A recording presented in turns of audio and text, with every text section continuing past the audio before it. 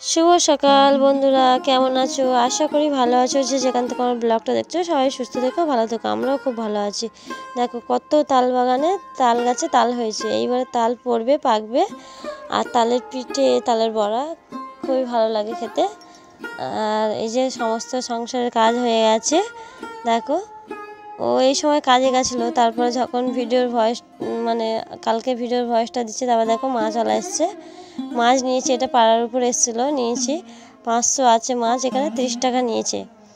আর এটা আমাদের এখানে লোটে মাছ বলে, তোমাদের ওখানে কী মাছ বলে কমেন্টে জানিও। আর দেখো চায়ের বাসন আছে, এই কটা শুধু পরিষ্কার করলে হয়ে যাবে। মামাম গিয়েছে পড়তে, ওর পাপা দেখো কাজ হয়নি চলে এসছে। তাও আমি তখন কালকে ভিডিও ভয়েস দিচ্ছিলাম, বলেছিলাম যে কাঁচা পেয়ারা বলে মামাম খেতে পারিনি। ওই যে মামামের জন্য পেয়ারা নিয়ে এসে শুনে, আর হচ্ছে কি যে টমেটো নিয়ে এসে আর ধনেপাতা নিয়ে এসে ওই মাছটা রান্না করার জন্যে।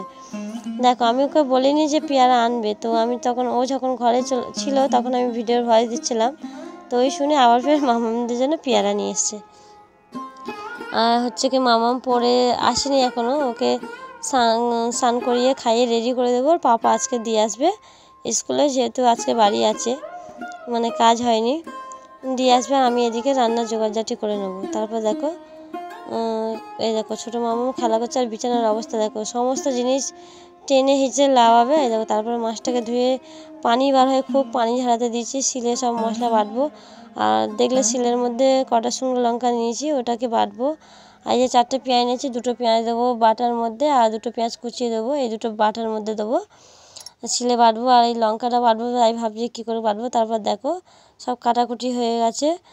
আর লঙ্কা কেটেছি, পেঁয়াজ, টমেটো, ধনেপাতা সব কেটে নিয়েছি। আর মশলার কৌটোগুলো গ্যাসের ওখান থেকে নিয়ে চলে এসেছি, কেন গ্যাসের ওখানে প্রচুর অন্ধকার, দেখতে পাবে না বলে এখানটায় ভিডিও শ্যুট করছি। তারপর দেখো মশলাটা অনেক কষ্টের পরে বাটলাম, হাতে প্লাস্টিক বেঁধে নিয়েছি, নিয়ে তারপর শুকনো লঙ্কাটা বাঁধলাম, বেটে তারপর দেখো এবারে ওই মশলাটায় সব মশলা মাছটার মধ্যে মশলা মাখাবো।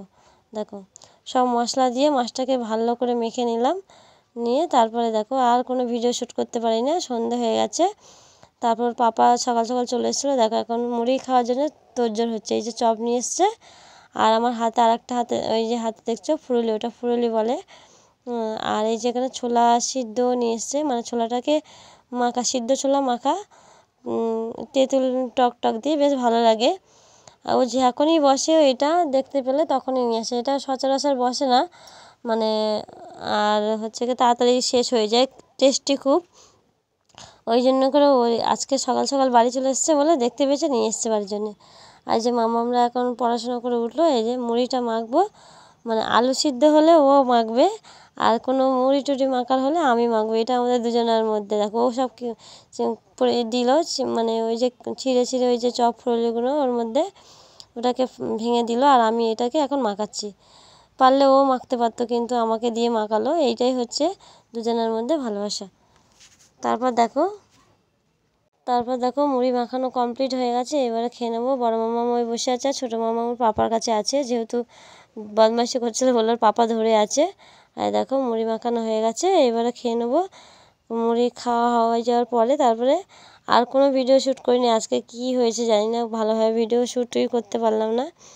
এই ছোটো মিনি ব্লগ তোমাদের সঙ্গে দিলাম, এটাই, আর কিছু মনে করো না। আজকে আমার ভিডিওটা এই পর্যন্ত রাখছি। সবাই সুস্থ থেকো, ভালো থেকো, আর সবাই আমার মামাদের জন্য